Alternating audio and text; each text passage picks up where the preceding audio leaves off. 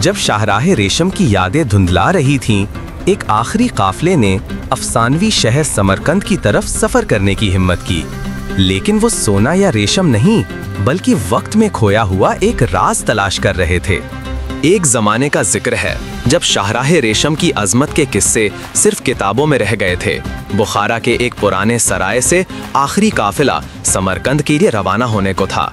इस काफिले का सरदार जमाल था, एक बूढ़ा सौदागर जिसकी आंखों में सहरा की रेत और चेहरे पर गुजरे वक्त की कहानियां थीं। उसका कहना था कि ये उसका आखिरी सफर होगा। उसके साथ ज़ारा भी थी, एक नौजवान नक्शा नवीस लड़की जिसकी आंखों में सितारों की चमक और दिल में कदीम शहरों के राज जानने की लगन थी।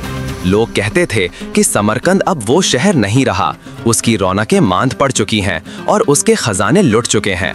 लेकिन जमाल और ज़ारा के लिए ये सफ़र दौलत के लिए नहीं, बल्कि एक वादे को पूरा करने के लिए था। जमाल के आबाओ अजदाद ने एक कदीम मखतूता समरकंद की अजीम लाइब्रेरी में छुपाया था और उसे वापस लाना उनका खानदानी फर्ज था। काफिला जब शहर के दरवाजों से निकला तो शाम का सूरज ढल रहा था। ऊंटों की कतार सहरा की वसत में एक लकीर की तरह लग रही थी। हवा में एक अजीब सी खामोशी थी, जैसे वक्त खुद इस आखिरी सफर को देख रहा हो। ज़ारा ने अपनी किताब खोली और पहला नक्शा बनाना शुरू किया। उसके लिए ये सिर्फ लकीरें नहीं थीं, बल्कि तारीख के औराक थे। जमाल ने आसमान की तरफ देखा जहां सितारे उभर रहे थे। सितारे हमारे रहनुमा होंगे, उसने ज़ारा से कहा। सहरा उनसे बात करता है जो इसकी ज़बान समझते हैं।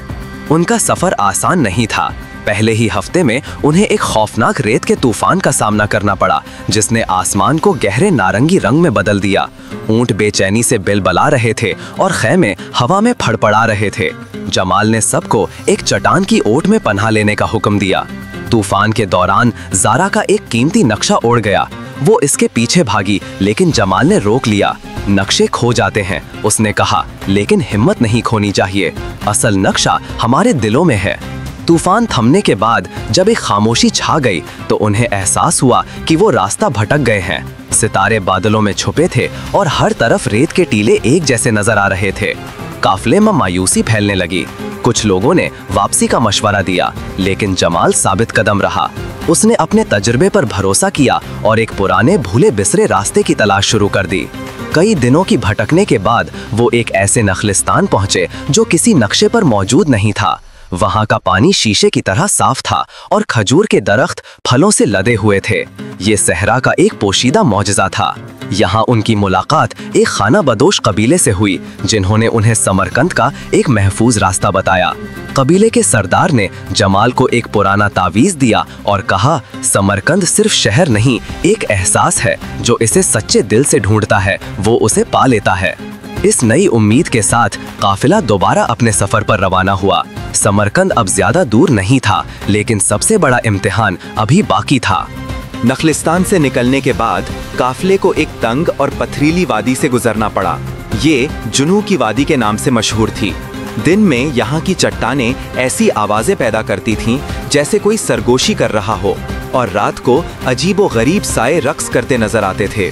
काफिले के लोग खौफजदा थे, लेकिन ज़ारा की दिलचस्पी बढ़ गई थी। उसने अपनी डायरी में इन चट्टानों की शक्लें और आवाज़ों के बारे में लिखना शुरू कर दिया।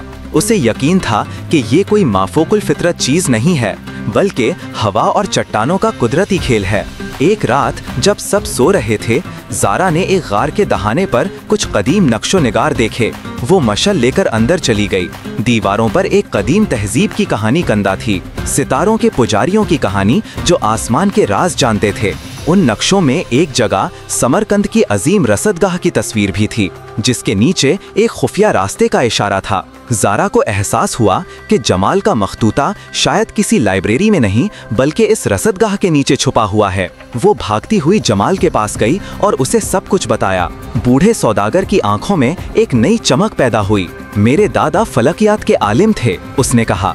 अब सब कुछ समझ में आ रहा है। ये दरियाफ्त उनके लिए एक नया रहनुमा बन गई। अब वो सिर्फ समरकंद नहीं जा रहे थे, बल्कि एक खास मकसद की तरफ बढ़ रहे थे।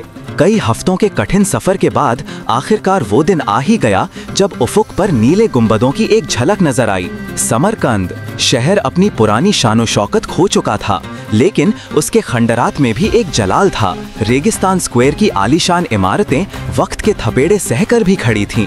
जमाल और ज़ारा सीधे अल बेग की रसदगाह की तरफ गए। ये जगह अब तकरीबन वीरान थी, लेकिन इसकी अजमत आज भी बाकी थी।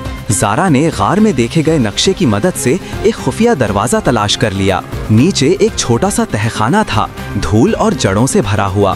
बीच में एक पत्थर का संदूक रखा था। जमाल ने कांपते हाथों से संदूक खोला। अंदर रेशम में लपेटा एक मखतूता था। ये कोई खजाने का नक्शा नहीं था, बल्कि सितारों का एक अदीम चार्ट था, जिसमें ऐसी कहकशाओं और सितारों के बारे में लिखा था जिन्हें उस दौर के लोग नहीं जानते थे। ये इल्म का एक अनमोल खजाना था।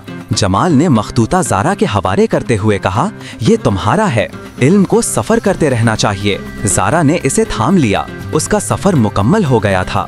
वो समरकंद खजाना लेने नहीं आई थी, बल्कि एक कहानी की तलाश में आई थी, और उसे वो कहानी मिल गई थी। जब वो रसदगाह से बाहर निकले तो सूरज गरूब हो रहा था और समरकंद के नीले गुंबद सुनहरी रोशनी में नहा रहे थे। ये आखिरी काफिला था, लेकिन उसने एक नई कहानी को जन्म दिया था। एक ऐसी कहानी जो सितारों और सहरा की तरह हमेशा जिंदा रहेगी।